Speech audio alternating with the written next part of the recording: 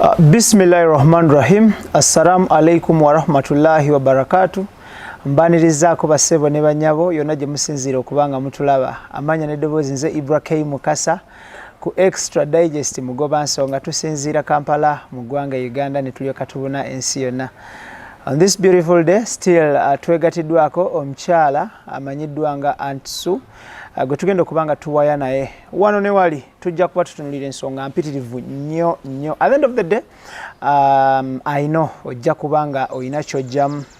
Ntera bakubira omulanga era nga sijjako abakubira mulanga. Programs zino ziranging from 45 to an hour, even beyond an hour.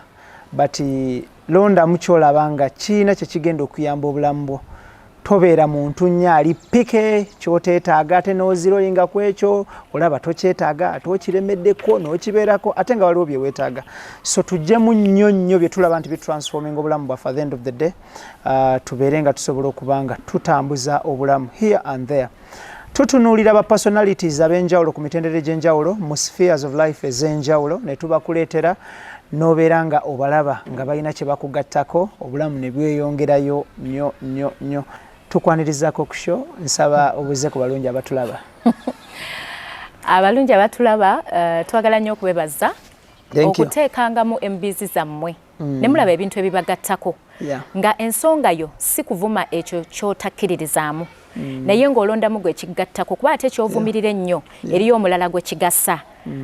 Nolwekyo tubebaza mwebali nnyo mwebalire ddala mbalamusizaako nnyo amannya NALWOGA Susan mu bujjuvu naye nga abasinga obungi ku mmwe munneeyitira Aunty Sue kinkolera amakulu. Sanyusa nnyo okukyazibwa ku mukutu omusufu nzaani nsanyuse nnyo yesebo. Tukwanirizaako twesiimye nnyo okubeera naawe. Abatutumufu bano of course goyinza okubanga omulaba on TV obanga omulaba mu mpapula z'amawulire omuwulira ku radio obanga omusomako online here and there naye nga tomanyi briefly bavuddewo okutuuka w'obalabidde olunaku olwaleero. Life is a journey olulimu okwambuka n'okukkirira. So tubaleeta basharinge naawe gye bavudde ne we batuuse na biki bye bayiseemu na buwanguzi ki bwe batuuseeko era beerekereza ki okutuuka gwe we bakusanyusiza oba wobeegombera. Twegatteko mu mboozi yaffe olunaku olwaleero nga tutunuulira omukyala Aunty Sue. She is a celebrated TV personality, she is a counselor ate nga muzadde at the same time gojja okuba ng'omanya ebisingawo ku ebyo. Tukusanze oli up and down here and there, here and there. Tetukuumye budde olw'ensonga eziteebereka. Kyensinza okwagalako kwe kuba nti oli muntu atunulira ennyo ensonga y'obudde. Waliwo layini gy'otandise nayo n'ogamba nti tubijjemu okwekwasa Katonda, tubijjemu okwekwasa bla bla bla bla. Tutandikirawo. Bantu beekwasa nnyo Katonda wekyesaana ne wekitasaanidde. Lwaki? Katonda ono olw'okuba nti ye byonna mu byonna. Yeah. Ate era Katonda ono ye yatutonda. Ate era yatutonda olw'ekigendererwa. Ng'amanyi nti omusajja Ibra ekiseera bwe kirituukanga bwe kiti ajja kukyaza Aunty Sue. Era Aunty Sue ajja kubaako ebintu by'alambulula. Nti Aunty Sue bw'ati alibeera musomesa, alibuulirira abantu, aliyamba abantu abamenyesa emitima okutereeza. Kati emirundi egisinga Katonda ono atumanyi obuvo, atumanyi ne gye tulaga. Amanyi gye tuvudde, amanyi gye tulaga. Kati emirundi mingi Katonda ono takola nsobi. To one extent nti bw'oba ofunye obuzibu mu bulamu at a certain time Katonda aba akikkiriza kiyitewo. Njagala tusooke twawule nti omulabe sitaani yaleeta obuzibu bwonna bwe tufuna okulwala, okubbibwa, okufiirwa, swayitaani ng'abasiraamu bwe mumuyita yaleese buli kintu kyonna ekikyamu. Kati Katonda ono afuba nnyo okulaba nga ataliza nti accident ezze ebadde yakutta muntu. Kati olw'okuba omulaba aba aleese Katonda ono ye najja n'agamba ono nkyamwetaaga akyalina byankolera. Y'ensonga lwaki abantu nakuwa second chance. Thank you. ekitegeeza nti abantu balina okutambula mu bulamu bwabwe nga bagasa nga balina be bagasa oba oli doctor oba oli engineer oba oli media personality olina okubeera nga ogwo omulimu gw'okola wadde osasulwa ssente wadde onoonya ba followers naye olina okuba nga olina ky'ogattako kubanga obeera mu kuweereza Katonda obeera mu kuweereza Allah kaakati ekintu kino abantu twakuliramu ekintu kya blame game nti bwe tulemererwa mu nsonga emu yonna endala tunyumira nnyo ogamba bw'atyo Katonda bwe yayagadde mama wange n'afa bw'atyo Katonda bwe yayagadde ne bangoba ku mulimu nedda Katonda ono emirundi egisinga ne bw'aba yagadde bakugobe ku mulimu kitegeeza akutegekeddeyo ekisinga kwekyo agenda okulaba nga wowe weesibye ate si waakwagala ng'ofuuse bigger than woli ng'ayagala kwambusa eddaala kati Katonda tasobola kuleeta kyamagero ng'ate okyakwataganye mu bingi ebirala aba ayagala obwongo bwo bube wamu alyoka akugonnomoleko ekyamagero akuteekeko promotion oba akuwe omulimu omulala gw'osobola okukola ogusobola okwongerayo obuweereza bwo eri Mukama Katonda mu maaso kitegeeza ki mwami Ibra nti buli kikolwa kye tukeera ne tukola kirina okubeera nga kigulumiza Katonda eyakera enkya n'akutonda. Thank you. Awe nyini njagala kumanya there is a statement normally abantu gye bakozesa out there mu nzikiriza ez'enjawulo mu langi ez'enjawulo mu bikula by'abantu eby'enjawulo mu bitundu eby'enjawulo eby'ensi eno wansi w'enjuba nti Katonda tagera kibi Allah tagera kibi omulungi atulaba yonna eyo gy'asinze okubanga olaba ekintu kyoyinza kirambulula otya that statement Allah tagera kibi Katonda tagera kibi gwe ne kyolaba nti kibi kuye kyekibeera ekituufu ekyokukola mu kaseera ako kubanga wakati mu kusoomoozebwa waliwo ekyamagero mu maaso awo kitegeeza gwe bwo giving up oba ne weevaamu oba n'okaba amaziga mangi ne weekubagiza nze nalaba nakulira ku street era mbonyebonye era ndabye ennaku step mother yandoga nze omusajja yankiitingako kwegamba togenda kugulumiza nnyo bibi sitaani by'abaleese ate Katonda by'abaageze akkiriza bijje mu bulamu bwo obeeko eddaala lyokola ki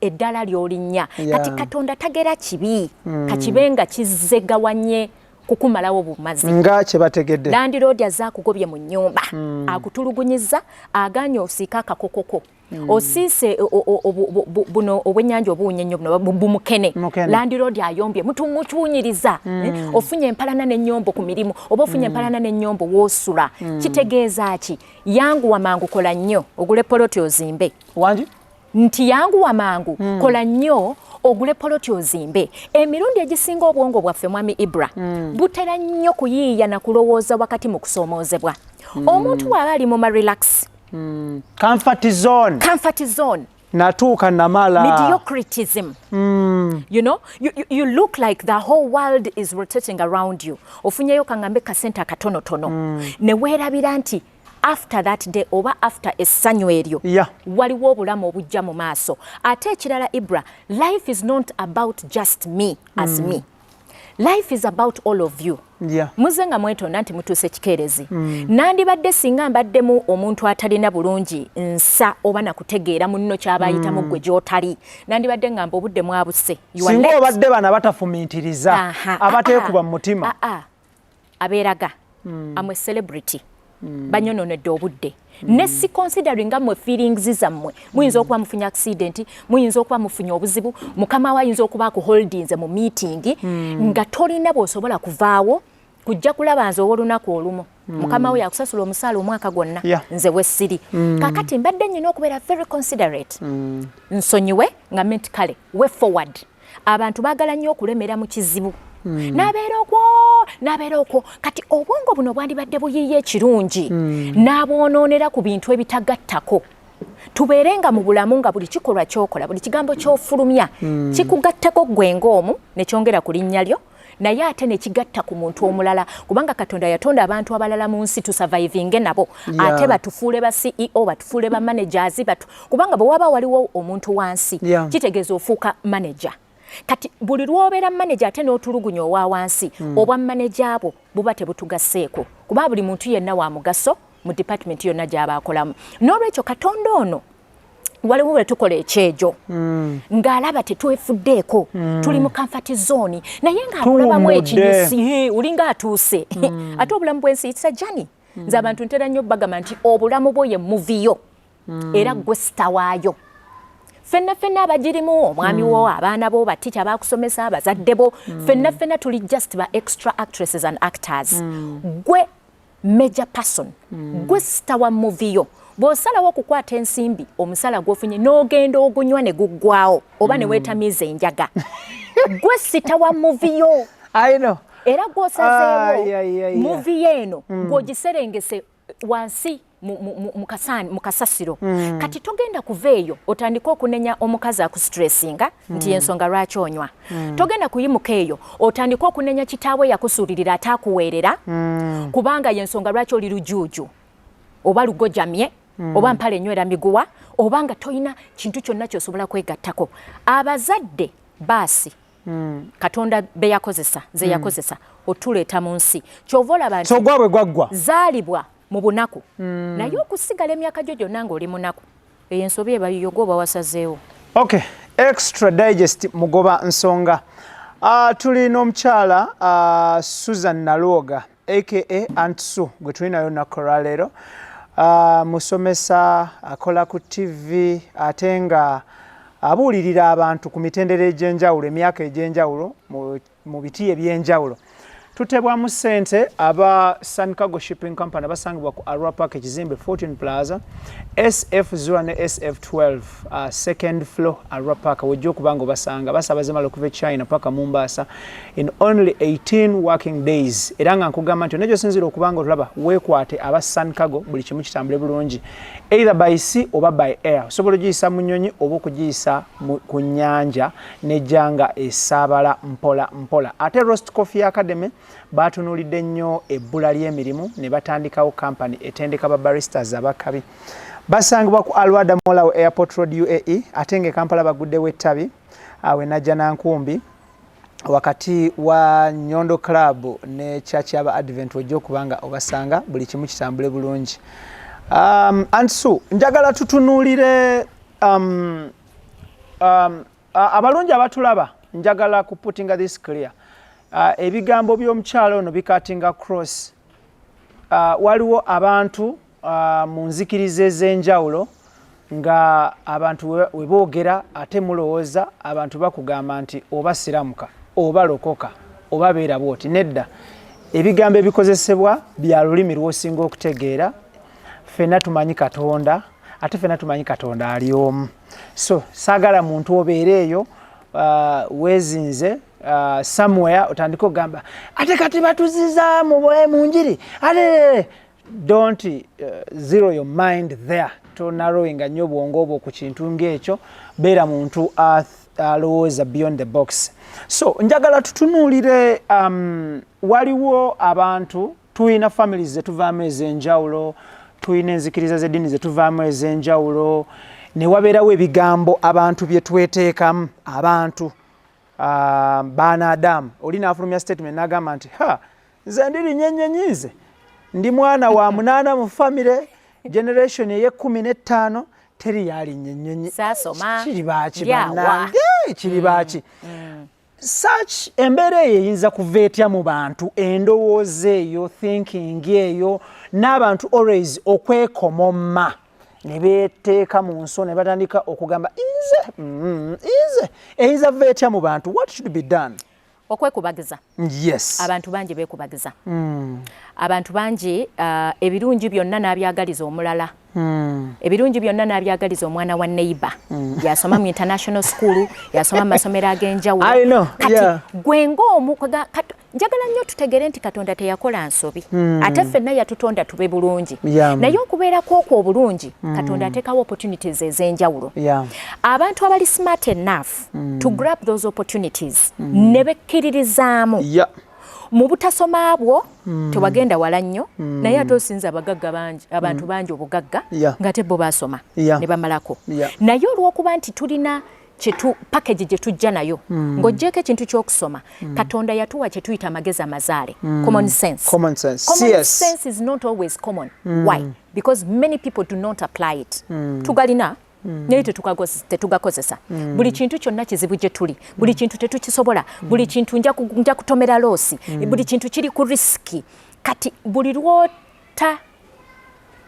lwoteeta mu mbeera gy'olimu gwe n'olowooza olw'okuba ewammwe eyasingayo ennyo okuvuga ekidduka yavuga kagaali n'olowooza nti history is going to repeat itself ng'ate olaba omulembe gudduka misinde gukyuka ku speed ya kizungirizi exactly omulembe gw'okusoma ne gujja nga ne bonna basome waali Ssaabasajja Kabaka Wangaale ne president yaleeta bonna basome gwe n'ogaana okusoma oluwa myaka 15 myaka 18 myaka 2 oba gwe ng'omuzadde n'ogaana okuweerera omwana wo agatte okusoma kuna amagezi g'okusoma agagatte ku mazaale Katonda ge yakola ki ge yamuwa tekitegeeza nti abantu abataasoma tebalina magezi ate tekitegeeza nti abaasoma ennyo be bageze ennyo babe bategeera ennyo the thing is how do you apply the knowledge?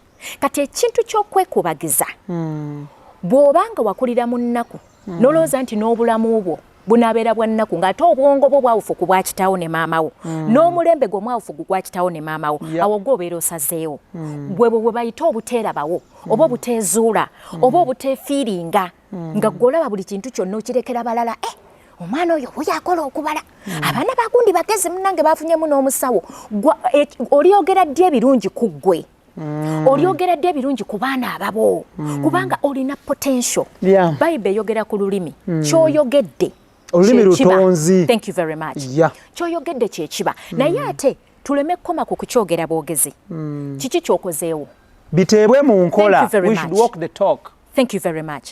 Kiki ky'okozeewo okwejja mu mbeera ey'okunyigirizibwa eyo gy'olimu kiki ky'okozeewo okwejja oba amagezi kibwongo kiba ogenda okuteekawo okubaako ky'opanga ky'oyiya nga tobye tokumpanyeza kigenda kujja mu kupangisa kigenda kujja ku mulimu gwa mulala ofuna ogugwo oggulewo kampani eyiyo kigenda kujja baana bo oba mukyala wo mu mbeera etakuweesa kitiibwa kubanga oyinza okulaba omusajja akeera nga yeetikka migugu n'asomesa omwana paka university bwe kiri bangi tubalaba naye n'olaba minisita oba MP oba omuntu yenna akola omulimu gw'obuvunaanyizibwa nze kambabulira amazima nzija ne mbalumbayo ne mu ofiisi zammwe neekugamba munnange wazaala omwana n'abali e Bulaaya ne mugenda e Bulaaya ne mwerabira abaana bammwe eno oluusi waleka omuwala ali lubuto wamugamba aluggyemu n'ataluggyaamu amaziga ago omwana gaali kaaba buli lwali bulwanga fiizi naawe obeera obulokinze emikisa gyo Katonda abakuwa gyaki ng'olina omwana we gw'olagajjalidde mukama gw'ateese etteekedde future of which Katonda akuwadde potential n'opportunity gwe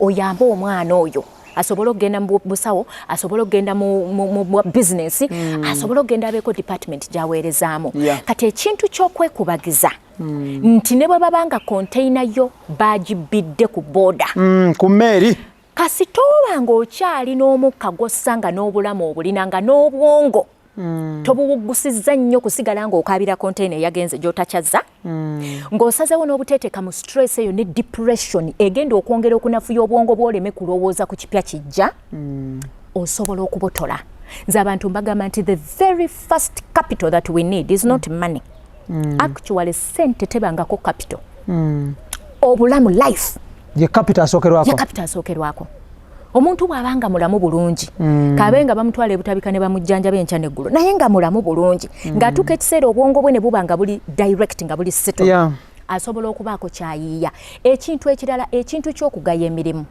ne twagala nnyo ebirungi n'obugagga ne twegomba n'abavuga emmotoka ennungi ne twerabira nti balina gye baava waliwo omutango gwe bateekayo ne tugaya emirimu n'ogayo okusindika ekigaali n'ogayo okutunda omuddala gw'ennyaanya ebintu ebyo bityo okuvuga boda nze golaba ndi musisi wa Kabalagala ku mutendera gwonna gw'oyagala muweereza e Bulaaya muweereza mu supermarket era bwe mba sinabagenda mu kibiina kusomesa bagenda kansolinga abantu nsooka mu kikalaayi ekibuyaawo mu katale bammanyi engeri y'obudde gye bukya nina okugenda okusomesa era nnyingirawo nga ndi smart ng'omusomesa naye nkutama n'ennwana n'abakazi n'abasajja amenvu ndizi agenda okukola Kabalagala wange kati singa nalowooza nenga nze nsomye ekimala emirimu nnyina giijo nkuyanja gye sinaba nakubabulira bulungi ye kati paani munoonyaako ki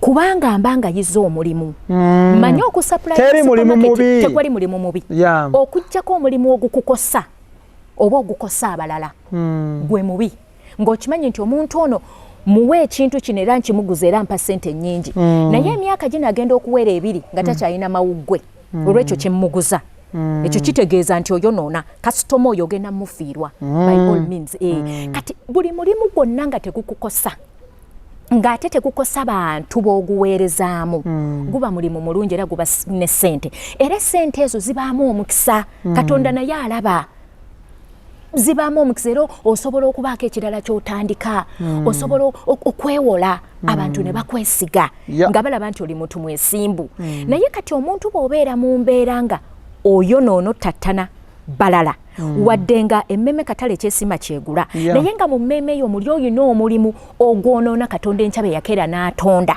n'okendeeza obulamu bwabwe nga si gwe wabatonda era kyova olaba abamu tukola emirimu egituyita mu ngalo tukola emirimu egituyita olina kunganya sente ne ziwera ne wayita emyaka nga tayina wadde ne tayina kyalaga ng'era nga bwe zajja mu bukumpanya bwazo era ziyita mu ngalo exactly naye osobola okubeera nze bwe nanitandika okukola kabalagala wange kyali tekitegeeza nti ndi school drop out nze nsomyeko obutabotabu buwerawerako naye nze sigaya mirimu ate sigaya muntu n'omu nti n'owa wansi asembayo alina omugaso kati emirundi egisinga abantu abatera okubeera abayonja ebifo hygiene assistants nze bwe mbayita nabalinyesa n'ebbeeyi obayita otya hygiene assistants omuntu ayonja kabuyonjo ye muntu abaliwo okubeera oba oli awo owa wansi naye kati mmwe abamubalira okubeera owa wansi mu kabuyonjo temugendayo era nga bwatuuse ekidumu singa kyakuyiseemu toweetaaga ekifo ekyo kakati ekikujozesa omuntu oyo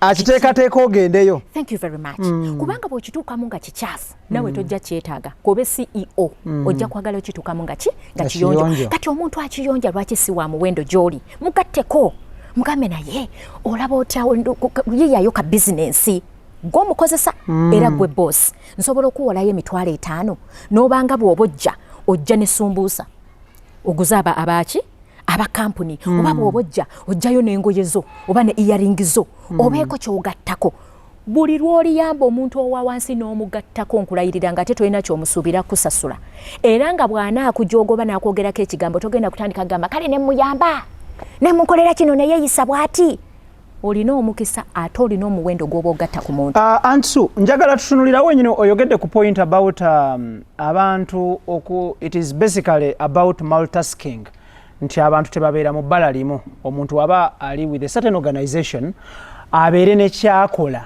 ekiyinza okwongera ku ekyo kyali. Here comes a scenario by African employers, African bosses, African CEOs bwe mbanze Ibra nkola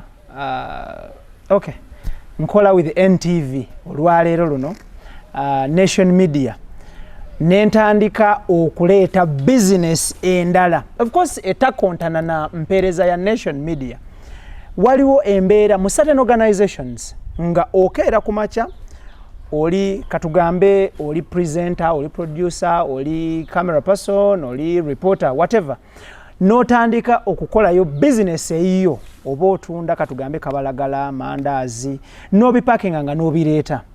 Here comes a scenario time etuuka ne batandika okubalirira time etuuka nga exit yo eri ready ngetandise n'okwaka orange bweti bakuteekateeka okugendako ekintu kyoyinza kyogerako because abantu bangi nnyo balemereddwa okuba ne bebakola eno babireete babigatte wano webakolera bangi nnyo bakola emirimu ne basirika olw'embeera eyinza okuddirira nga tayagala gy'akolera eno bamanye nti akola kino ekintu kyoyinza kyogerako ki butayagaliza omuntu yenna bw'oba olina embeera gye wali obaddemu naye Mukama n'abaako baakozesa ne bakutuusa w'oli lwaki nawe tobaako b'ositula omuntu kasita abanga byakola tebigenda kukendeeza quality ya mulimu gwe ng'emirimu gyagikola bulungi eri abantu abamwakeera n'ayonja saawa zigenda okwerera ennyo ez'okumakya ng'amaliriza kakati omuntu oyo bw'oba toyagala akubbe oba akukumpanye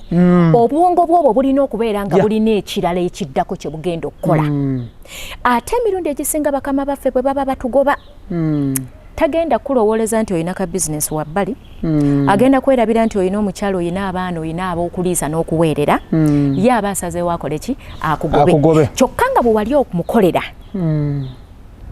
teyakukkiriza kufunayo kalala wabbali kakati njagala nnyo bwe tuba mu mirimu bwe gityo tutegeere bakama baffe be baani era emirimu egitwetaaza gyenju sooka otegeere whereby olw'okuba nti tosobola kuleeta bizinensi wano w'okola main job yo tekitegeeza nti togitandika gitandika obeereko woogissa funa kye tuyita business cards oba banno bagambeko bwe mubeera eyo muzi room zammwe muzi conference room ku mirimu gyammwe munyumya biki ebibagattako okudda mu gundi baamukyaye gundi baamurepinze gundi yazadde abalongo gundi baamweganya ono baamukyaye ono yayanjudde ne bikugattako ki lwaki tetutandika okwogera ku mboozi tugattako abantu bageya gwali mu kugeya munnaali n'ekizibu kyayitamu gwe obulamu obubwo butuukiridde ngamba nti leero lwange nkya lulwo oba leero bwe luba lwange naawe eggulo limu lwabadde lulwo kakati oba oyogerera ngo oweenyumiriza n'okusanyukira mu mboozi ebyo omulala ali mu buzibu eyandibadde yeetaaga ebigambo ebikuzaamu amaanyi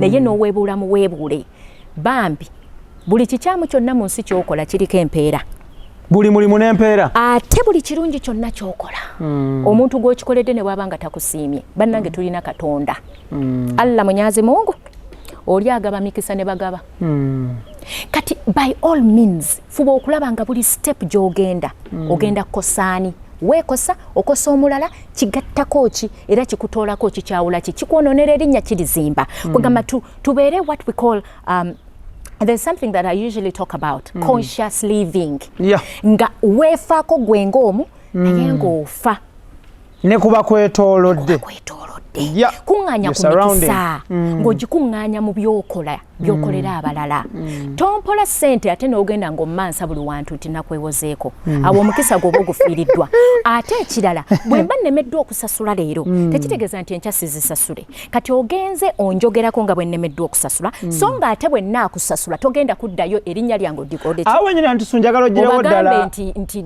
yansasudde bannange njagala oggirewo ekintu ky'okulemererwa okusasula n'okulyaza amaanya tetubyawula ennaku zino naddala omulembe guno people fail to pay or to clear debts and abamu deliberately tebakiriyalinga debts yes kati ekintu ekyo kyogerako ki okulemererwa okusasula ng'olemereddwa genuinely there are those abalemererwa genuinely then waliwo n'abantu deliberately ne batasasula bantu obulamu ne butambula ate ne batakosebwa ne tubalaba nga bagenda mu maaso munnange oyinza obalaba nga bagenda mu maaso naye aba alina kyafiirwa buli lwe weewola ssente kyova olaba nti weewola oyimiridde gwowola ng'otudde omubanja oyimiridde yes kakati emirundi egisinga tetugenda kwewola ku bantu batagenda tuyamba by the time you go to someone to ask for money obeera mu dilema era tewali yeewola nga tali mu bwetaavu wootuukira okugamba nti omusaala gwange gukyali wala naye omwana wange mulwadde I need money era ogenda wa muntu gwe weesiga nti agenda kuyamba by all means kati tolowooza nti gwogenza okwewolako sente z'abadde tazibudgetingidde nga talina kyagenda zikozesa kati bw'aba akubeereddewo n'akuwa njagala nnyo osuubize akuwadde sente mmeka ozza mmeka okusinziira relationship gye mulina bwebanga n'obukwakuliza obuteereddwawo n'obukwakuliza obuteereddwawo njagala nnyo ne bw'oba ogenda kuwola maama wo sente okuggyako nga toyagala azikusasule njagala nnyo mubeeko we muwandiika wanji abantu abasinga tebawandiika ne bw'oba ogenda kuwola maamawo ne bw'oba ogenda kuwola maamawo okuggyako ng'okkiriza mu ggwe nti omuwola naye omuwadde buwi naye bwe kuba nga ddala kuwola ng'era ky'oyimiriddeko mugambe maama sayininga ekawane oba bw'abanga maama ayagala kakadde kalamba mugambe maama 3 nga kuwadde naye 7 nzijje mu bizinensi nja kusaba zinzirire ojja kunziriza ate era payment plan buli mwezi nfunako mmeka olina zisasulira mu bbanga ki buli mwezi nfunako mmeka kati abantu abasinga essente ze bakoleredde ne batuuyanira zibanguyira okubajja mu ngalo okuziwaayo nga tebalina nabwe bawandiise ng'ate tebalina nzikiriziganya gye bakoze exactly kati oluusi n'obeera nga naawe gwe batasusudde ssente ze wawola naawe onenyezebwa kubanga ssente zino tewabba nzibe yes era wazikola olw'ekigendererwa zaidi zirina we zirina okulaga abamu mutoola naku za poloti abalala tutoola naku za sukulu fiizi tayimu n'etuuka omwana alina okusasula fiizi waziwola kati njagala nnyo omuntu gw'ogenda okuwola emirundi egisinga omuntu bw'abaako n'ekiwandiika asasula kubanga waliwo obujulizi obulaga nti wamuwola nti yeewola. Kitegeeza omuntu w'ekiwandiiko y'endagaano erina kutuukirizibwa. Bw'eba tetuukiriziddwa, wandiika ebbaluwa egatta ku ndagaano eno nti mu mwezi nemereddwa naye kandeeteyo $5,000 oba mu mwezi nemereddwa sikuwadde yadde 10 kubanga nze olwedde wansuubiza era olwedde ssente ezo z'otannanziriza nzipulaaningidde. Kitegeeza nti bw'oba olemereddwa todduka tojjako simu tombulookinga kubanga enkyero ojja kwetaaga ate Katonda ono bannange mugezi amalera n'akazinga ne kadda kati era n'ozeetaaga mubbanga mpawo eryaga kuba si buli omuntu awola. Ne mukwano gw'onfanfa agana okuwa 10 nga tokimanyi nti azirina. Ate ekirala tulekerawo okupulaningira mu nsawo z'abalala kubanga nabo balina ebizibu byabwe. Katukomewo n'ekyo. Tuli ku Extra Digest mugoba nsonga. Of course abatulaba ebyo byonna gye musinzira okubanga mutulaba. Ebigambo bino bigambo mubiwulira. But at the end of the day bikusanzeewa oli mu mood ki oli naani era ofunye otya this program oba this link oba this video. Mbakubira omulanga nga mbagamba nti ebiseera ebisinga ebigambo eby'omugaso tugezeeko okubiwulira nga ffekka. Ojja kuteekako ebigambo by'omugaso watuukewo omukwano gwo akulage ka video ak'obuseegu. Oteekwa kuba ng'oli mugumu nnyo ng'oli w'amaanyi nnyo ng'olina Katonda nnyo okuresistinga ka video k'obuseegu owulize programs nga zino. So nkugamba ekintu kiri kimu bw'omala okulaba program ng'eno you can share it out to anyone. Osobola okuweereza linki tosooka kuweereza ky'otannalaba okitegeera. Sooka olabe video laba program then afterwards ogambe nti naye let me share this program to another person naye agiyiteeyitemu agirabe. So mbagamba nti give such programs time nga bwe mubeera ku programs abano muwere mbabulire muwere at the end of the day program n'omala okugiraba nga omuntu ali mu bantu 3,000 views zambuse then nenkukonalinga mpola awatali kusibwa oba kubandulu nenkugamba owaye abadde agamba kya ninanu nekyentegeddemu nze obedda ndaba abantu bwetuwera. So nkugamba ino gyosinzira okubanga tuleeta abantu abatutumufu abalina kye bakugattako at the end of the day. Program yaffe eno ku Extra Digest mugoba nsonga tukolagana wamu n'aba Dynafarm abatunda food supplements ezakabi abatunda fertilizers ezakabi abayina health consultation ne nutrition consultation basange Kololao plot 19 wojja okubanga obasanga oba bakubire ku namba z'essimu ezo. Bayina products eziri user friendly era nga nkugamba nti nga tebannaba kuwa any product for use basooka kukebera ne bamanya kyekiyinza okuba n'obuzibu kikye weetaaga. Ate nga Almeridian Ventures Limited abasangibwa entindaawo bakutwala kata okukuba ekyeyo. Munnayuganda wangalire Uganda nkugamba nti ekintu kiri kimu va mu mboozi y'emirimu gyabula va mu mboozi ya gavumenti etuyambe va mu mboozi yaffe twalemwa bannange ffe tumanyi Katonda agenda kutuyamba gy'agenda kuva. So muve mu biboozi ebyo kwatagane Almeridian Ventures bakutwala okuba ekyeyo ekkata buli kimu kitambule bulungi. Ate muganda wange agenda okuba ekyeyo ekkata nkukubira omulanga sente zo zeesindikire ku akawunti teweesigisa maama wo sente muganda wo obaani nedda mubbiddwa bangi ne muntuukirira njagala onswalize maama wange oba tatange kati ebyo sibikola. Nkugamba ekintu kiri kimu savinga sente zo contract bwegwako ya 2 years oba ozirya it is up to you oba ozinywa it is up to you naye nga teweekwasizza muntu.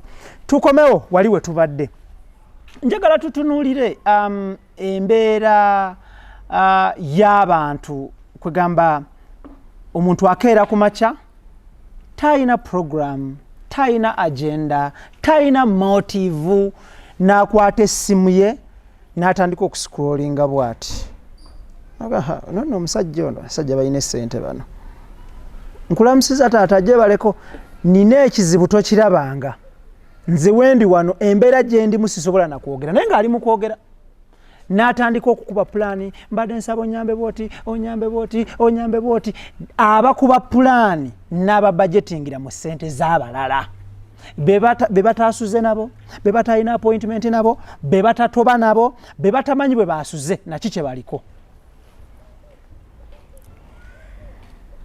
Katonda ono musaasizi nnyo era atuwa chances ezisukka mu emu. Katonda buli omu yamuwa chance yamuwa obwongo ffenna tulina obudde bwe bumu 24 hours ky'okozesezza essaawa za 24 kiri gy'oli. Katonda talikendeeza ku budde obwo ate talibwongeza naye yabutuwa ye n'abala nti bumala nti ojja kufunako obudde obwebaka ojja kufunako obudde obulya ojja kufunako obudde obugenda okulaba akapiirako n'okukazanya ojja kufunako obudde obubeera n'abaana bo n'okubagonjula ojja kufunako obudde obukola ssente ez'okusavayivinga ne bayibuli egamba nti ataakole n'okulya taalyenga nti aliwo omukisa emirimu gy'emikono gyaffe buli ali awo nga tolina kyolinawo oba kyotandiseewo kitegeeza emikisa tolina kubanga Katonda alinda obeeko kyokwata bwe kiti oba mudaala gwa nnyaanya oba kutunda manda oba motoka kuvuga uba oba boda oba busomesa oba busawo oba bwa buloga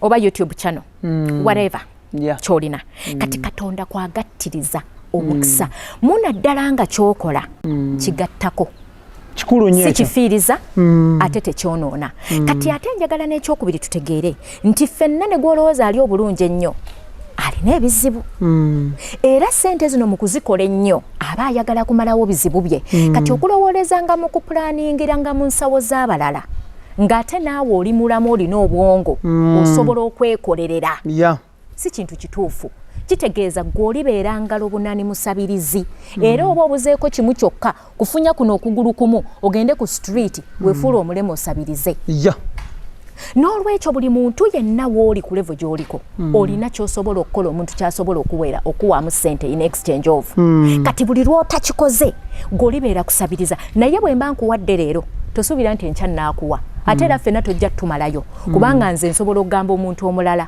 nti owaayi gundi oyo mugenderere yanneewolako teyansasula kugamba abantu bwe babeera wamu ekibuuzi kijja wakati mu kiboozi olw'okuba oli mu bulamu bwabwe osobola okubeera topic kati abantu bamala ne bakuyiga actually n'atakwogeddeeko amala n'akuyiga tekitegeeza nti bw'aba akuliisizza leero obanga famire agiriisizza leero n'enkya banaagiriisa kubanga kati tulina bannaffe bangi betuweererera abaana naye bwe twogerera kati covid ffenna atugoyezza oba oli wa US oba oli wa UK oba okolawa ffenna covid alina kyatukoseza mu mbeera emu oba endala naye ate abantu bangi nnyo abayiiyirizza wakati mu lockdown wakati mu covid ne babeerawo exactly naye ate ne babeera even better than when they were n'ekirala bantu bangi nnyo abagobeddwa ku mirimu si kubanga badde talina kyagattako naye kubanga olw'okuba nti bizinesi ezizinga zibadde wansi kati abantu bangi abatakyakola kati bw'aba akugambye nti munnange ssente zennyinawo kati okuyiiya kwenninawo zimala nze n'abaana bange n'amaka gange munnange omwana wo kati mutuusizza mwesifo mbadde nsaba otandikiraawo kati okolimira waaki bakudaala ovuma waaki oyogerako waaki omwana ono bw'anaamusomesa nga mwana wo agasa ggwe ayinza n'obutalidda kwebaza ate era tetuyamba bantu nga tulina bye tubasuubiramu tuyamba abantu ndowooza ku lwa Katonda kyesobola okugamba tuyamba abantu okubawa opportunity babeeko kye bafuuka nti ne bw'oli mulaba ng'afuuse president omulinako ekyapa era buli lw'oli mulengera bw'abanga alinamu kensa ali kujjukira oba alijjukira omuzzukulu we oba abaana bo bw'abanga talinaamu nsa ne bw'aba takuyambye alina abalala bayambye kababe banjuuye tokudaala tonyiiga tokolimira tonyiiga nti wamuyamba n'atako we should not help to be helped but we should help because ne Katonda akeera kumakya n'akuwa ssente nga tolina kye wali omukoledde olowooza abaazi kuba kuyamba ggwe wekka Katonda bw'akutwala ebweru olowooza aba gwe wekka gw'olina okiganyulwamu baako muganda wo gw'otwala baako abaana ba munno b'oweerera zimba ennyumba ya maama wo omukisa tegubeera gugwo wekka omukisa gwakugabana kyova olaba nti n'ebikolimo bw'oba olina ebikyamu by'ozookola n'abaana bo babigabanako bijja bibalondoola n'abazzukulu babigabanako kyenva ŋŋamba tufube nnyo okulaba okuyamba abantu okusinga okumenya abantu bangi kankyogerere wano boogera ebigambo ebikutula abantu ne batuuka n'okwetta naye ng'ayisa ku social media mwali mu mukwano mwenna ne mubaako ebikolwa bye mukola nga byammwe babiri gwe n'osalawo okuteeka ku vidiyo munno n'ogenda omuswaza ekintu ekyali ekyababiri n'okisaasaanya buli wantu wonna omwonoonera obulamu kati n'olowooza nti gwe akisaasaanyizza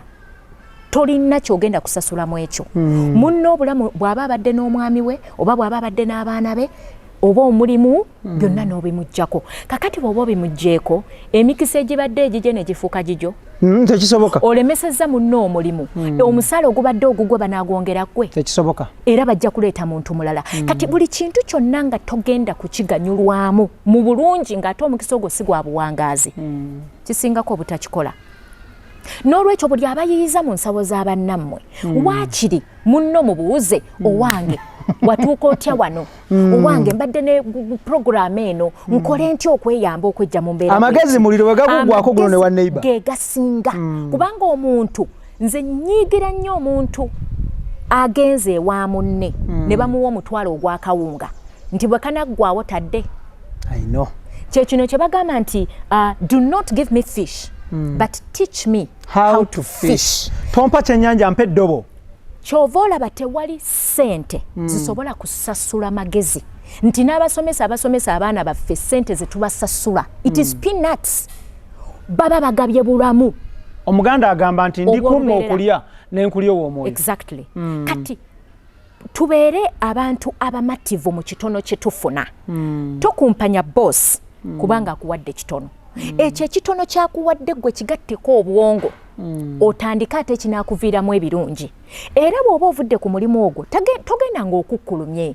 Boosi akukumye emyaka 2. Kati njagala otulage kyokozeewo mweri ebbanga nga tonnakolimira boosi ne kampuni ye kuba si yiyo. Munnaffe yayimba nti sigwani sigwa jjajjaawo. Kati tulekerengaawo okwekubagiza ate n'okulowoleza emikisa gyaffe nti giri mu balala. Nze lwaki bangobye ku mulimu era nze tutte mu kooti. Oyo gw'otwala mu kooti yayinza n'okuconnectinga awalala. Kati bw'omutwala mu kooti kitegeeza relationship eyo contact ogisse. Ate kitangira n'emikisa gye mu maaso teri employer mulala ajja kwagala nti nanfundikirira mu kooti ono. Tuwuliriza taata w'abaana bagenda kusaba recommendation ne job experience. Ogenda gijjawa eno gy'ovudde. Tekisoboka muba muli mu kaguli. Emisango gya kooti mu mawulire wonna bagitegeera. Of course. Amanya gonna bagajjayo nekyo babadde okola ne kampuni n'ebiyitidde awo. N'entabo yavudde ku ki? Ne ruling ne bagituwa. Owa kampuni bw'anaakwata ssente nti zaakuyiririra kuwa. Zikuyita mu ki? Mu ngalo. Mu ngalo. So nno owa kampuni atuuka ekiseera n'agamba Ibura. Ibura wange yagenda kale weewaawo yali asobeza naye nno yali muntu mulungi ate bwe yagenda teyazza muliro. Munnoonyeze Ibura. Oba omuntu omulala ajja kukuba essimu agamba owange neetaagayo omuntu omwesimbu bwati ne bwati ne bwati ne bwati. Gwe bwe bagenda okusooka okulowoozaako. Kubanga wasobola okuzibiikiriza n'obutafulumya byama bya kampani n'obutaleka ng'oswazizza omulimu oguzze gukuliisa ogusomesezza abaana b'ebbanga. Tugezengako okulaba nga tetukuubagana n'abantu batambuddeko naffe. Ne bw'aba atambudde naawe ebbanga ne mwawukana. Bino ebya yanzalamu abaana nankyawa. You know? Kati omuntu ono n'omufuula nti ye muntu omubi asembayo kyokka mwasobola okwegatta ne mukola ki? Ne muzaala abaana. Bw'aba musiru naawe oli ki? Musiru. Sinze nkyogedde. Okitegera kye ŋŋamba. Abantu be tutambuddeko nabo. Ne bw'obanga muntu omusanze wabbali wa kkubo n'omusazise ekkubo oba ogasse ku bulamu bwe era oba ogasse ku mikisa gyo. Omuntu gw'oweeredde ne bw'oba omuweeredde ebbanga ttono litya olina ky'ogasseeko. Omuntu gw'owagulidde ekiwagu ky'ettooke n'okimuwa. Ye ne bw'anaagamba agenza okulaba nga nsula njala kyokka abantu bamanyira kati ampadde ebisaati bino ebikadde nze agenza okulaba nti mpita bwereere gw'omukisa gw'oba ogufunye. Ate ye aba afunye ekikolimu eky'obutasiima n'okwogerera amafuukuule. Omuganda agamba nti entasiima ebula agiwa. Eno bizinesi ey'okugamba nti nze abantu nabavaako onodda ku nsolo nze sikyayamba abantu obayamba tebakujjukira tebakwagala. Gwe kolera Katonda agenda okujjukira sukka ku levo y'abantu kubanga abantu basobya. Gw'okolere Katonda kolera kya maaso tulekerawo okulowoleza ku nnyindo. Tulowoleze future. Oyina kyoyogeddeko statement ya abantu nabavaako. Waliwo ebigambo bingi ebigoberera statement ng'ezo. Nze nate ensi nze nava ku bantu nze ndi mu byange nnyo abo ndaba balabe. Ebigambo ebyo bikozesebwa nnyo abavubuka bikozesebwa nnyo abantu abakulu bikozesebwa nnyo n'abaana abato babyaadoptinze ne babikwata mitima gyakaluba shafe twaguba tetukyawulira tolina tonyumya fensi twagivaako n'otumagamaga bwoti ngolaba ali ku nsi tali mu ggulu ffe tetulina kye tutya totugamba twalabalabadda ebigambo ebyo gwe nga kansela byogerwa bantu kikaaki era lwaki byogerwa era end result y'ebigambo ebyo eriki at the end of the day? Nze I'm a clinical psychologist counselor. Omuntu gwe yandiise omusawo w'ebirowoozo era nkansolinze abantu for a very long time. Ebigambo bwe bityo nze nkozesa nnyo nkulembeza nnyo Katonda mu mirimu gyenkola kuba yasinga okututegeerera. Exactly. Kakati omuntu yenna bw'aba givinze up on life ng'omuntu weevuddemu ye muntu obuterabawo ye muntu okulowooza nti they've given up on themselves ng'oli negative nnyo nga kwegamba n'awali opportunity gwe togiraba n'awali ekyandikoledde oba ekyandikuleetedde ssente gwe era olaba sayidi eri enfu. Abantu abasinga obungi mu nsi muno betusurvivinga nabo they are very negative. Era kyova olaba ntera nnyo okugamba nti broken hearts break others. Bigambo ki by'owuliriza biva waani akuliisa takuliisa bikugattako ki bikumenya bikkirize bigaane. Njagala nnyo abantu beetegeere oba beemanye oba beezuule okusinga okuleka abalala okwogerera mu bulamu bwabwe oba okubeezuulira. Because at the end of the day omuntu ayogera ebigambo ebifaanana bwe bityo kitegeezera ddala ensi aba yagita. Kakati Katonda bw'akuyitira awo ne bakuzinga n'otuviira ffe n'otuwa space abakyali ku nsi ng'onyiiga nti Katonda yaleese. Buli Katonda lwakuwulira ng'oyogera ebigambo ebifaanana bwe bityo kitegeeza okooye, kitegeeza tokyalina ky'ogatta ku nsi. Obwakabaka bwa Katonda tokyalina ky'obugattako. Era aba alina okukoowola that time. Aba alina okukoowola akuwummuze oviire ba Ibra abakyalina ebyokukola ba Aunty Sue abakyalina essuubi. Omuntu yenna ekizibu kakijje nga kizze kifaanana kitya toggwanga mu ssuubi. Ne bw'oba ogguddewo edduuka olwaleero n'otakola tituva mu lockdown nnaku 42 bizinesi zonna zibadde wansi essaawa bw'etuuka situka obenga abadde taggaddwa otandikire w'osobola okutandikira. Bw'otandika okugamba era ffe tulabye tuli mu muggalo mbadde nga ne counseling sessions ne Dr. Ethel buli Saturday ku Zoom naye nga abantu abesse tosobola kubala bangi nnyo.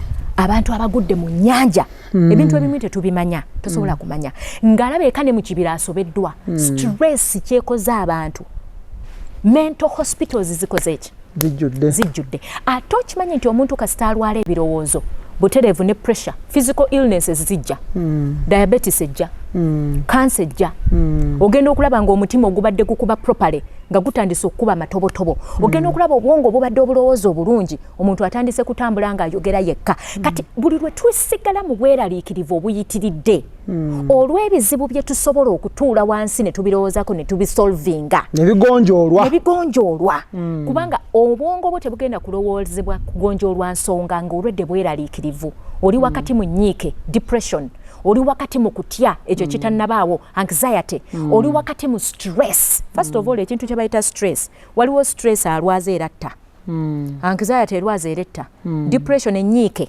obunyiikaavu bulwaza era butta. Buli kintu lw'otakikozeeko ku tayimu yakyo eyo kikwongerayo mu kulwala kikwongerayo mu kufa. Abantu abasinga abalwadde endwadde nga kansa sukaali pressure yatandikira mu kweraliikirira ekizibu kizze.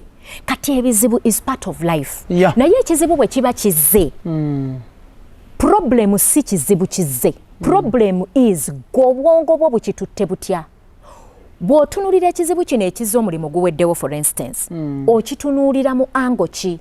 Okitunuulira mu mpedde nze leero Mukama tetugenda nakuddamu kulya bannange mwenna be mbadde ndiisa mutambule muveewo mugende oba okitunuulira kakati omulimu guno guweddewo ku akawunti nyinayo akakadde kamu kitundu nyinza kukakozesa ntya okuzaala ssente endala tusobole okubaawo ng'ate bwenkola applications okunoonya awalala endala. That is the best way to handle a situation. Nti bw'oba otuuse mu mental confusion ebirowoozo nga byetuzze byegasse bikusobedde kane mu kibira olw'okuba gwe oli mu bwongo obufaanana bwe butyo buba bulwadde kitegeeza togenda kulowooleza solution kizibu kyo. Noonya omuntu yenna asobola okukola ki okuyamba ate ng'oli shuwa ajja kukuyamba. Abamu bw'ogende wa maama wo mukaaba mwenna ate obwongo bwa maama ku myaka 75 tebusobola kulowooza nga bwongo bwe bwalowoozanga nga buvubuka. Njagala nnyo gye wa maama wo mugambe bugambye owange nali mu kizibu bwe kiti nakigonjoola bwe nti kubanga wankuza bulungi wanteekateeka bulungi nompa n'amagezi era nasobodde okuyitawo nakivunuse emitwalo ena giigino. Naye buli lwe tukuba abazadde baffe ebizibu ng'olwedde okuva lwe twazaalibwa ne bababeera embuto naffe mu kubonaabona kwonna era babadde nga babisana na bizibu byaffe tubongera pressure twongera kuyimpa ya bulamu bwabwe twongera bakuba wakiri funayo brother funayo sister funayo kansala genda ke what favorite teacher wo bwe mumanyi nti obwongo bukyali at boiling point ate gende wo omuntu gomanyi nti ekyama kyo tagenda kukiraala asawalala abantu omugambe bintu n'okisanga eri mu stensa omuntu gomanyi nti business idea yo ate tagenda jibba agikolemu kubanga emirundi egisinga ne bw'aba agibbye olw'okuba nti gaali magezi go era tandika totandika genda ng'ogamba kale nze namugamba ekintu ekyo ekyokufumba kyayi nga mutambuza mu ofiisi nze nakireeta kiriza nti obadde wa mukisa eri omuntu ono akukopye naye n'akiteeka mu nkola idea naawe tolema kutandika mutandike mwenna kubanga oba bize ng'oyombesa oli gwe wawa idea yagibba obudde bwe bugenda yakola akola ssente gwe obudde bwe bugenda Katonda bw'aba akukozesezza omuwe ku ggezi eryo lwaki tosanyuka nti olina ky'omugaseeko era tali kwerabira ne bw'alifuna supermarket ng'agijje mu kyayi oyo era alijjukira idea we yava kati gwe omukisa gwo oba ogufunye still at the end of the day.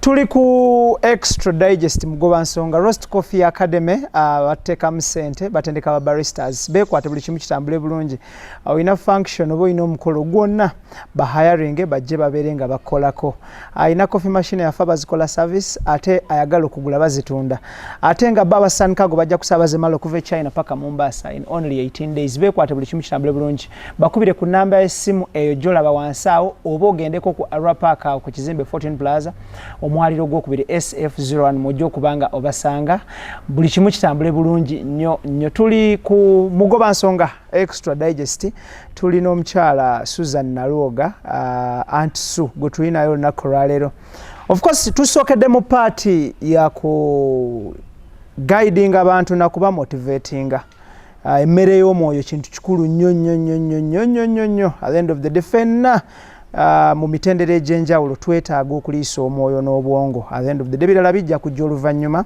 nga tuli set to go.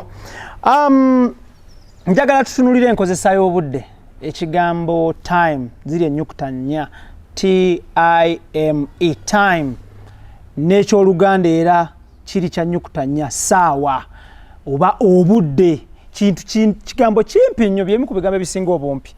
Njagala tutunulire enkozesa y'obudde mu biti bino wammanga bisatu enkozesa y'obudde mu bavubuka enkozesa y'obudde mu bantu abakulu n'enkozesa y'obudde mu be bakozesa. Njaga tutunulire obudde mu mitendera esatu obudde mu bavubuka obudde mu bantu abakulu n'obudde mu ffe be bakozesa be bakyakozesa. Ekisookesa abayo obwedda ngitunulidde ennungi nungi nnyo very nice thank you so much era omuntu yenna ayambala essaawa muntu wabuvunaanyizibwa nnyo essimu zaatwonoona kwe tukeberera essaawa naye emirundi mingi essaawa y'ensonga lwaki ogiteeka ku left hand side kikwanguyira okukebera olabe kitegeeza buli katikiti kakagenda tekadda tekasobola buli mwaka ogugenda ng'ocelebratinga birthday njagala oleme kucelebratinga kusala keeke kulya tubulire omwaka ogwo okoze biki kyeyongeddeko kyekikyuseko mu bulamu bwo kubanga buli mwaka ogujja oyongera kula oyongera kaddiwa opportunity zongera kendeera osemberera envi osemberera entaana kakati njagala nnyo n'erinnya erya gundi yeeno YouTube channel mugoba nsonga ensonga nnyingi mu bulamu bw'ensi eno Yeah. era zeetaaga bwongo okuzigonjoola wano we tuli mu kusojjona nsonga kyakubiri digest bantu bangi tunyumirwa nnyo okulya okumulungula kugaya yes physical food naye waliwo kye tuyita mental food mental food nga tekoma kusigala mu bwongo obwo but digesting it and practicalizing it yeah. mweno programu mulimu bangi abagenda okutandika emirimu mulimu bangi abagenda okuwona emmeeme inshallah mulimu bangi abagenda okunoonya abo basponsa amen batuwe ku ssente okay then waliwo ekigambo ekirala extra what extra are you ntemyetemye ki linnya program extra tulekerawo okumatirira mu kitono kiki kyogattako extra kitegeeza more building more kakati ongambye obudde mu bavubuka the youths emirundi mingi tutera okugamba maama singa mukama nnyamba nanzizayokko mu buvubuka nandikulembedde abaana abo ne bategeera kitegeeza nti buli kintu kyonna kirina obudde bwakyo waliwo ebintu by'olina okukola ng'oli mu primary school era waliwo empisa omuzadde z'alina okuteekamu ku buli mutendera gojja kitegeeza bw'aba takikoze mu tayimu eyo ekyo kiba kikuyiseeko tekijja kuba kyangu nnyo ye kutandika kukutereeza njogera yoba neeyisa yoba buyonjo bwo ng'olwedde otuuse mu buvubuka bwo kitegeeza bw'aba anaakikola n'abaako success watuuka alina kutoba nnyo n'ekibooko zivaayo kati abavubuka abasinga beerabira nti enviiri enzirugavu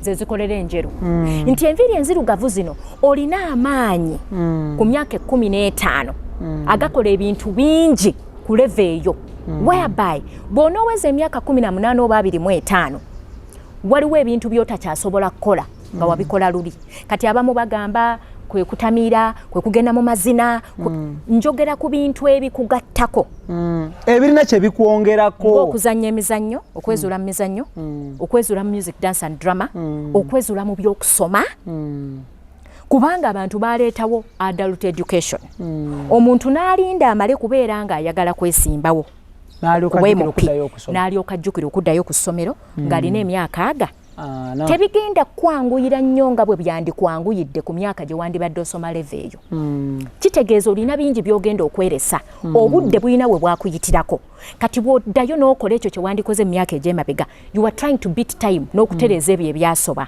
so many times tebigenda kubeera as perfect sigambye nti temuddayo muddeeyo naye tegeera nti omutango munene era olina kubanga bw'oba ozeeyo okusoma ku myaka 45 kitegeeza at the same time n'abaana bo bakola ki bali mu kusoma ndabye abazadde bangi nga beesanga ku university n'abaana baabwe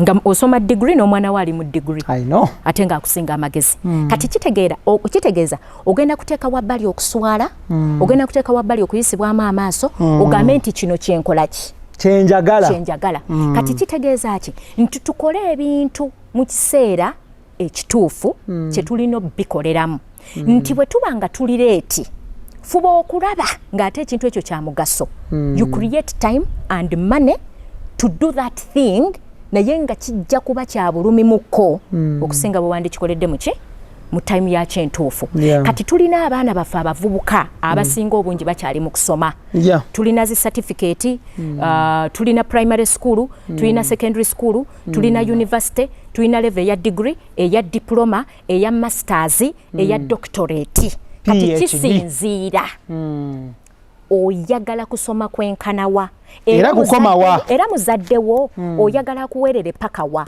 kubanga omuzadde tagenda kuweerera paka doctorate ngeriyo banna bali mu pitu abakyajja exactly to one extent nti weweerere masters ojja oyambe ku bazadde beeno oba wewule ku mugugu kubanga bakuwewula ate ekirala abazadde amaanyi ge baalina ng'oli mu primary si ge balina kati bw'obanga onoobawangaaza olina okudda obakimeko obayambeko era neebaza abo bonna abaweeredde bato baabwe bino bye muddaawo naye muzeeyo azaala kale nze nawasadde ndina mubazzukulu muzeeyi yazaddeyo akapittu muzeeyi muyambe ekika kigaziwe kubanga yasazeewo ye mukulu omusajja omukulu obuvunanyizibwa nga muzeeyi wo bw'aba yakuzaala lwaki omulemesa okuzaala abalala nga ye awulira amaanyi akyakola ki akyagalina tula wansi ne muzeeyi omugaye kakati muzeeyi omanyi tukoze tutya kubanga abaana bano twagala bakunyumirwe ng'obakuza kati muzeeyi ekyajja kirabamu ensonga bw'aba alowooza kufukumula bufukumuzi nga yaritayalinga nadda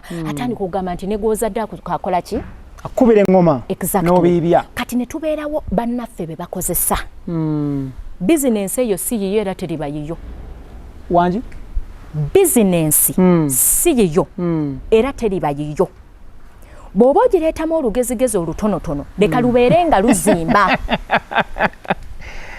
Idris Lukwago nkutumiddeko nnyo olugezigezi olutonotono lwoleeta lubeere nga luzimba bizinensi nga luna kyerwongera ku bizinesi y'omusajja oba omukyala yatuula wansi n'ateekayo omutango n'obudde n'alowooleza bizinensi ye kati njagala nnyo obeere creative nnyo boosi oyo bw'aba anaakuwa promotion oba okwongeza omusaala olina okikolerera omugambe nti boosi kakati olaba otya bwe tukola bwe tuti tolaba nti amagoba gaba geeyongera amagezi ago g'oteeka n'obuvumu obwo n'obugumiikiriza n'amazima g'oteeka mu bizinensi y'omulala bw'oliggulawo eyiyo mwoba ogateeka oba osiga nsigo ate era tegeera ogenda kukozesebwa paka myaka ki abantu abalinda retirement age myaka 65 nga tolina kyawa anti semateeka bwegamba naye semateeka ekuganye okuzimbayo ennyumba z'abapangisa ebbali tewali kawairo kakutangira tewali kawairo kagana bizinensi yono okutandikawo supermarketi tewali kawairo kagana mu semateeka bosi akusasula ssente naye tagenda kudictate ng'ogenda zikozesa ki kyova olaba bw'ogenda mu kirabo onoonya omwenge paka ku makya ssente zo wazituyanidde bw'ozitwala mu bakyala oba n'ozitwala mu baggaayi oba n'ozitwala mu dansi oba n'ozigulamu emmotoka kiri gy'oli wabula fuba okulaba nga ky'ozitaddemu kizaama ki amagoba kubanga leero omulimu weeguli enkya tewali abantu ffe abafuna emisala abantu betwesiimisizza nnyo so nga ate ffe tubadde nga tubeesiimisa wali before covid lockdown kubanga bo babadde nga bakwata ku nnusu buli lunaku for instance omuntu alina edduuka akwata ssente buli lunaku ffe tuli ba mwezi kitegeeza nti omwezi omusala gwe bakuwadde oba 5,000 oba 10 oba 3 girina okukulabirira ne famire yo ennaku 3 oba 3 mu lumu ate tezirimala obe ng'ofuna bukadde 5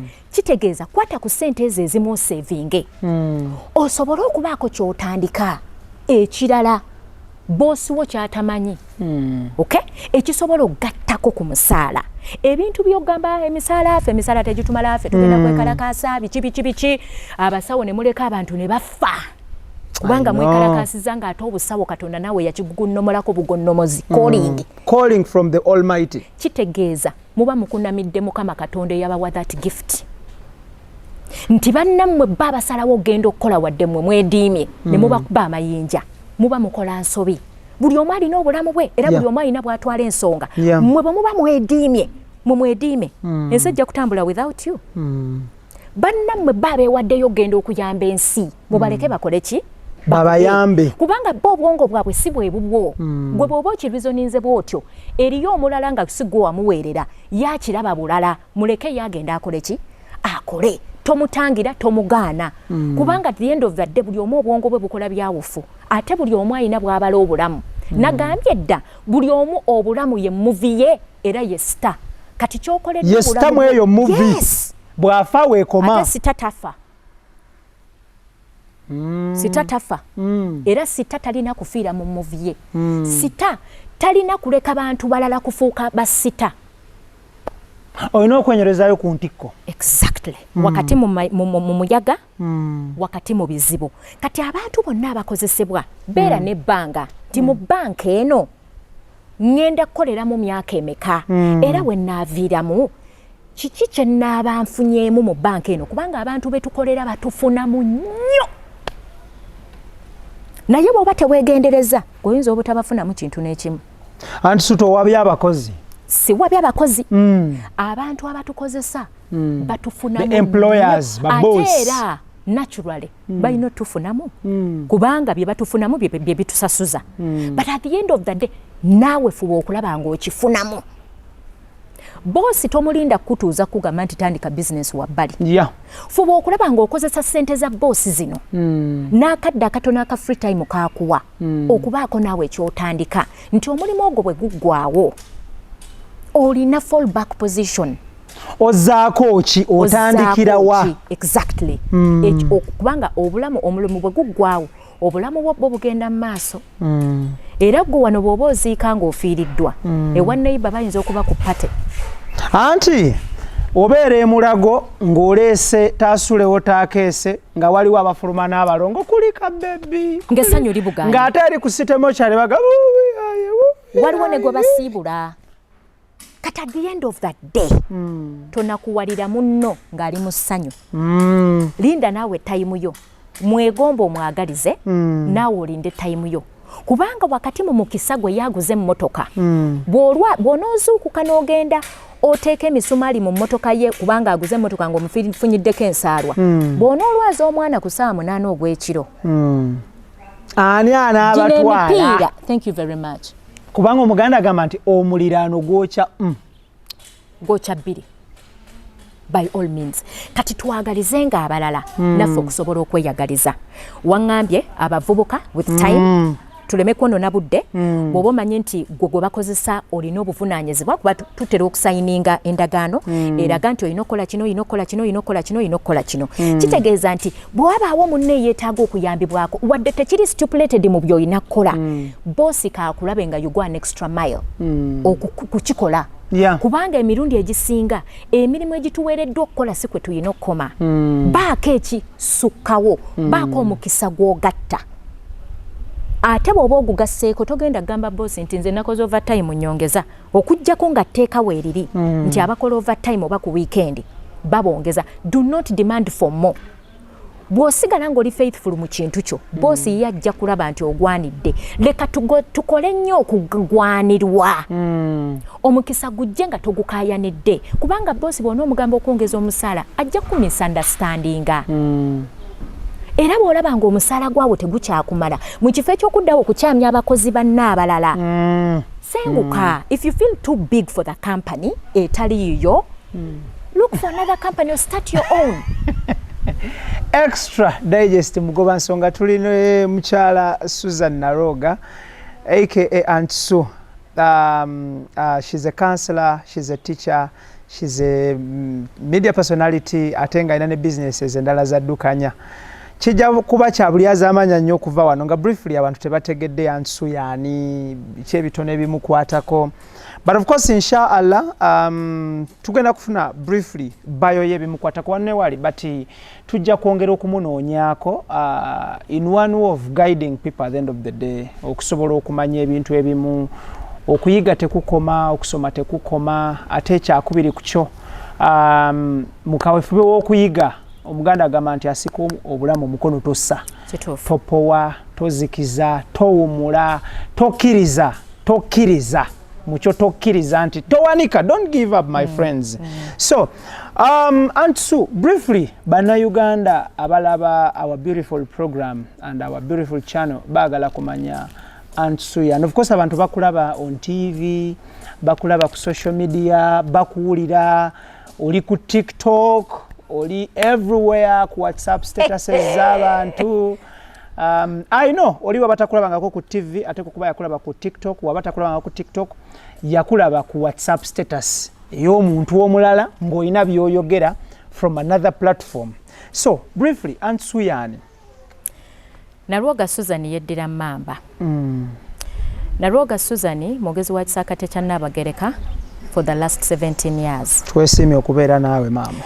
Nalwoga Susan clinical psychologist counselor oba omusawo w'ebirowoozo. Nalwoga Susan musomesa wa fine art okusiiga okukuba ebifaananyi n'okusiiga. Nalwoga Susan amaze emyaka 18 ng'asomesa mu university abamu be bayita university lecturer for 18 years era nkoze mu university 8. NALWOGA Susan secondary school teacher, NALWOGA Susan primary school teacher, NALWOGA Susan film actress, NALWOGA Susan MC, master of ceremonies ku events. Kalaba w'omukolo. NALWOGA Susan yakolako mu Radio 1, NALWOGA Susan yakolako mu Dembe FM, NALWOGA Susan yakolako ku Radio CBS for 7 years. NALWOGA Susan right now akola ku Salt Media. Era nga tulina counseling program tugiyita the Junction team. Tubaka abakyala basatu. The beautiful Makula, the beautiful Aunty Sue, the beautiful Pavin, exactly. Oh, munyo tuli basatu. Isi yo programu ya bure ya milioni ya 2. Na mwana makulu ba mu bajja muti kibadde. Omulimu gwange nkyagwagala lwaki tondeka. So basically NALWOGA of course counselor. Naye nga oba counseling bwange I professionally focusing nnyo ku baana child therapy, focusing nnyo ku family, premarital counseling aba okuteekateeka bagenda okufumbirwa, ne marriage counseling, then nenkwatako a lot of disorders. Obwongo nga butabanguse nga butuuse okutuuka okumira eddagala tukakanye stress, oba okumira eddagala anxiety, depression bikakane. Ndirinze n'abantu ba suicidal cases, ndirinze n'abantu bage nga bikoye nga yagala kivaamu. Nkansolinga mu masomero era omu ku batabani bo ali amabega wa kamera, muganda wange muto wange right now ali ku campus kati amasomero gonna okuva Seta Kitende wonna Aunty Sue omwogerako they know nze nkuwa toke nodda mu line. Aunty Sue njagala abatamiivu nsomesa mu international school, nsomesa omusomo gwe bayita gwa psychology, British School of Kampala gye nsomesaamu, era nsomesa ne life skills mu primary ya British School of Kampala, and at the same time I'm their psychologist omujjanjabi w'ebirowoozo okuva ku baana, abakozi, abazadde ne associates of the school. Ensonga yonna yeetaaga okuyamba ngisobola, ntambula mu maka g'abantu, okukwata ku mitima gy'abantu. Nyumirwa nnyo okuzza omuntu mu layini mu mbeera y'ebirowoozo, mu mbeera ya feelings, emotional, ne mu mbeera ya behavior change. Era nze omu kubagamba nti omuntu wabanga asazeewo okukyuka asobola okukyuka. Omuntu gwe wali omanyi nti lujuuju eggulo limu asobola okukeera nga ate mulala nnyo ng'ali smart nga si y'oli. Kati kyova olaba nti sigayo abantu, nfuba nnyo okulaba ng'omuntu ono musima, mutereeza, mulaga ebirungi byali ye ne bw'aba tabiraba, asobola okudda obulamu mu layini, asobola okubaako kye yeekolera ekisobola omugasa. Bwe tugenda mu bridal showers ne groom showers, abamu be mutera okuyita basenga, lwakwanza ate siri nnyo loko ze batera computer.com senga, ndeeta ekya Nazzikuno ekyabajjajjaffe, nendeeta kino ekya .com nengatta, ntufuna abagole abasobola okugatta ebibiri. Tetwagala kufissa byabajjajjaffe kuba byabayamba okuwangalira mu bufumbo. Naye ate ne kakati omulembe gukyuse, bingi ebyedde biyinza okuba tebikyakola ki, kakati ndeeta kino ekya .com nendeeta ekya Nazzikuno ne tugatta. Aunty Sue, abantu abagala kumanya oyogedde ku radios nga Dembe, oyogedde ku Radio 1, oyogedde ku CBS FM. Are you still on radio? Yes, I'm still on Radio Salt. Nalinako program gye nakolanga ne ku CBS nga ebuulirira nnyo nga. So currently oli ku radio ki kati? Salt. Budde ki? Radio, when it comes to radio, program gye nali nkolako yawumuzibwamu olwa lockdown. Naye kati ndi ku Junction Show. Junction Show ebeerawo ddi? Buli Monday ne Tuesday ku ssaawa 4 ez'ekiro ku Salt TV. Monday ne Tuesday ku Salt TV program The Junction. Ssaawa 4 ez'ekiro The Junction. Nina YouTube channel. Aunty Sue Meet Show. Bagiyita Aunty Sue Meet Show. Ekigambo Aunty is AUNTY, so CTIE. Ekigambo Sue is SUE. Meet Show is MIT. Motivational, inspirational, transformational. Subscribe, follow, like and share. Exactly. Bagiyise Aunty Sue. Aunty Sue Meet Show. Okay. Kati ne Salt Media Junction Show eri ku Facebook. We have a Facebook page. Era mbebaza nnyo bonna abajja ne mujja mu inbox yange ebizibu ebyenjawulo ne tubigonjoola. Mbeera essimu yange ebeera full time 24/7 nga abantu oweewa kwegamba bafuna okubudaabudibwa okwenjawulo. Then ne tulina ne YouTubes ez'enjawulo, YouTube channel okuli programs zaffe zonna enkadde. Kati gwali mu bufumbo oba omwami atannagenda kwenda olw'omukyala wa kuyisiza obubi, saagala nnyo mupape kukola kusalawo nga munyiize mu busungu, mugende kubako bu programu mugoba nsongo nabeerako nkulaba by the way nnyo bwabaliwo programu zo owulira ekigambo ekimu eri omugezigezi kikuyamba okukyusa obulamu baba babuulirira omwana waabwe nga ggwe naawe ekisinga obukulu kukwata bigambo bino kubipracticalizinga oba kubiteeka mu nkola kisobola okukolera mu mbeera gy'oba olimu. Sinti bye twogera wano ge mazima agenkunala agasembayo naye tosobola kubulwamu kigambo kimu. Njagala tutunuulire emirimu gino gyonna, lecturing the university, oli mu International British School of Kampala, oli mu businesses zo ng'omuntu, okukansolinga abantu, obibalansinga otya? Omanyi lwaki omuzungu agamba nti the graveyard oba ngabe cemeteries oba amalaalo we bazika abantu is the richest place. Abantu bangi bafane potential zaabwe bafana amagezi gaabwe ate nga bwe bakuziika era oba ogenze bikomaawo. Kati emirundi egisinga there's what we call untapped potential. Abantu abasinga obungi gye batannaba kwezuula bo nga bo. Abantu abamu bafumbi balungi era asobola okukifunamu ssente naye ekiyungu kyasinga obutayagala kubanga obutungulu bumbalagala kubanga ati okujja omuliro. Kati kitegeeza package eyo mukama gy'aba yakuteekamu totaddeemu budde kwezuula kusobola gifunamu nsimbi. Kati nze muntu nti ne bwe mbanga ekintu saakifuna nga talanta nkigezaako wakiri n'olemererwa naye ng'ogezezaako nga wampadde omuzindaalo kuyimbira oluyimba bwe nnyimbira mu luyimba lwa Juliana mutandika kutunula ku miryango Juliana ze bwe nnyimba oluyimba lwa lutalo mugamba bapangisiza gundi ono nnyimba ntema dance ng'obuyinza bwe bulagira. Ndi maama w'abaana 3. That is very good. Abaana bange 2 bagenda kujoininga university.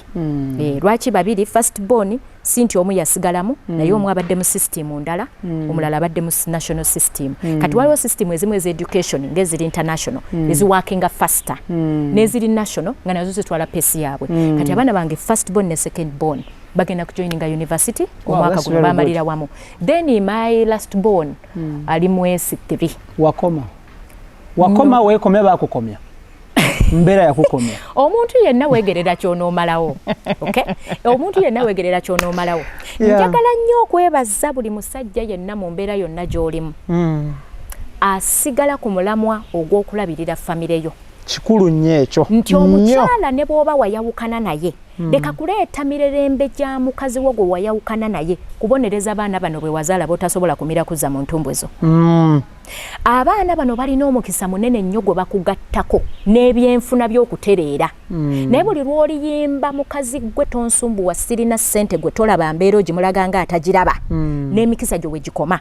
Nze ekintu kyenzikiriza Ibura omusajja tasobola kubulwa ssente ng'asazewo zifuna ate era teyeetaaga kubbo zifuna. Naye buli musajja lwagamba nti sirina ssente teziriwo gwe toziraba ng'ate Katonda yakuwa omukisa gw'obugagga kitegeeza ekigambo ky'oyogedde olulimi lutonzi era toliba nazo. Naye buli lw'oligamba omukazi oyagala za sementi za kameeza oyagala za saaluuni mpaamu akadde ne bw'oba ng'ofuluma ogenda okukola nga tomanyi we zinaava oba oliawo Mukama Katonda ng'akuwa omukisa nga wabayo akukubira akasimu ng'akuwa omulimu. Naye buli lwe twogera nga tewali ssente ezisirina ssente ezisisobola nze binnemye nze binsobedde era mwattu bijja kusobera kubanga we sitaani waasinga okunyumirwa embeera ng'olemereddwa. Kakati ataawo Katonda ne bw'aba waakuleeta kyamagero tasobola kireeta kubanga tokyetegekedde. Njagala nnyo omuntu atalina 10 agamba nti leero sifunye enkya tujja kukolera kijja kuba bulungi. Oteekako smile yo ng'ofukamira osaba ssalayo obulamu nga bweyongera mu maaso. Akatalekeka of course tugenda kwongera okukyalira omukyalo ono tulabe nga abaana ebigambo byayongera okugamba ensi eno atanyumirwa bigambo bino tovumirira tovoola wabula osobola naawe okwogera ebibyo n'obigamba abalala okulaba nga nabo babinyumirwa. Njagala tutunuulire emirimu gino gy'otakyakola gye wakolanga edda weegobanga baakugoba weewummuza. Sirina mulimu gwe baali bangobyeko kubanga waliwo emirimu egimu nga nagikolanga ate nina emirala gye nkola kubanga of course ombuuzizza nti okikola otya.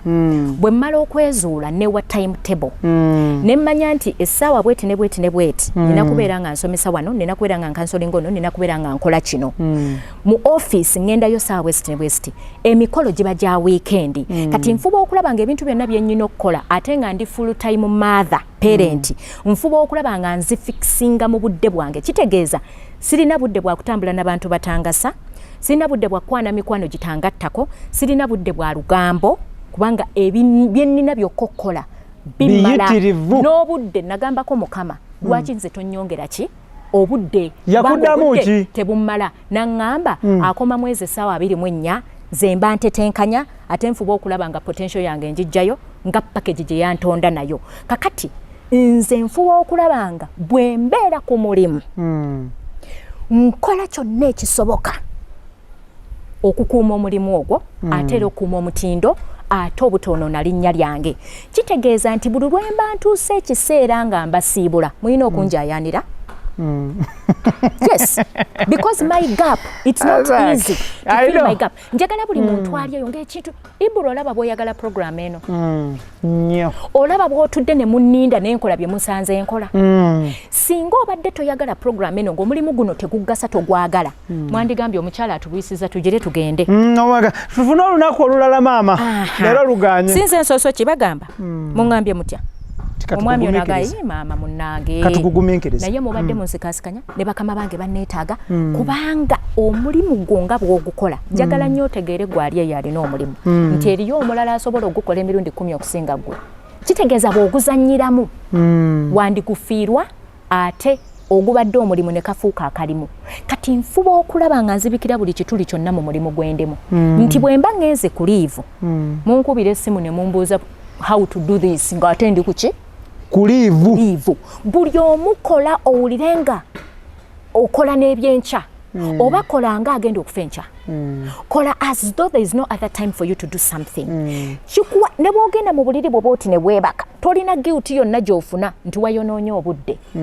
Weebaka otulo otwo nga tetuliimu regret kugamba nti naye leero essaawa 2 ezo ze namaze nga ntudde n'abantu nga tetulina kye twegattako nazoonoonye ate buli kadde akagenda tekaddawo n'olwekyo nze buli wenva nvaawo bulungi ndekawo erinnya eddungi nfuba omuganda gamba nti woova toyombye wootera okudda ate wenva nyina okufunawo recommendation ennungi ne bwe mba sigenda kusaba mulimu mulala nga gye nnina gimmala recommendation eyo ennyamba nnyo nti ne bwe ndiba ngezezzaako kuteeka signature oba referral recommendation for omwana gwe nasomesaako oba omwana ayina waalaze bamanyi siinaayo manyangwawa mabega jova. Yes, erinnya kintu kikulu kubanga okulizimba kitwala omutango munene naye ate okuliyewa kitwala katikitiki kamu bwe kati. Okay, kale as of now n'olwaliro tugenda kubanga tusukkawo.